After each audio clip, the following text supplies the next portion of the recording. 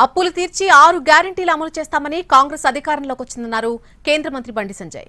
తెలంగాణ రాష్ట్రం అప్పుల్లో ఉంది కాబట్టే అప్పు ఉందని చెబుతున్నారని అన్నారు మంత్రి పొంగులేటి శ్రీనివాసరెడ్డి.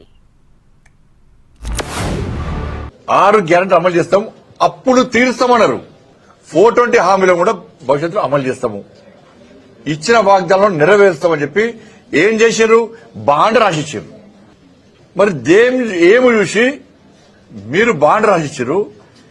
మీరు ఏం ఆలోచించుకొని కేసీఆర్ చేసిన అప్పు తీరుస్తామన్నారు, ఏమో ఆశించి 6 గ్యారెంటీలు అమలు చేస్తామన్నారు చెప్పాలి రాష్ట్ర ముఖ్యమంత్రి గారు. ఇప్పుడు కాంగ్రెస్ పార్టీ నాయకులు చెప్పాలి, ప్రతి ఎమ్మెల్యే చెప్పాలి. రేపటి నుంచి ఏ ఎమ్మెల్యేను వదిలిపెట్టాం, ఏ మంత్రిని వదిలిపెట్టాం. మీరు 6 గ్యారెంటీలు అమలు చేయలేమని చెప్పి రాష్ట్ర ముఖ్యమంత్రి గారు చెప్పారు. నిన్న గౌరవ ముఖ్యమంత్రి గారు కూడా చెప్పిన దాన్ని వక్రీకరిస్తూ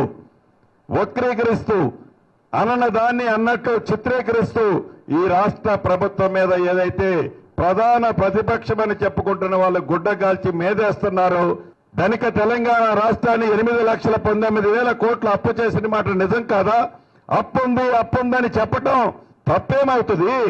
లోన చిరిగిన షర్ట్ వేసుకొని పైన ఒక మంచి షట్టర్ వేసుకున్నా, లేకుంటే మంచి కోట్ వేసుకొని అద్భుతమైన డ్రెస్ వేసుకున్నానని మాయ మాటలు చెప్పడం ఈ ఇందిరమ్మ ప్రభుత్వానికి రాదు.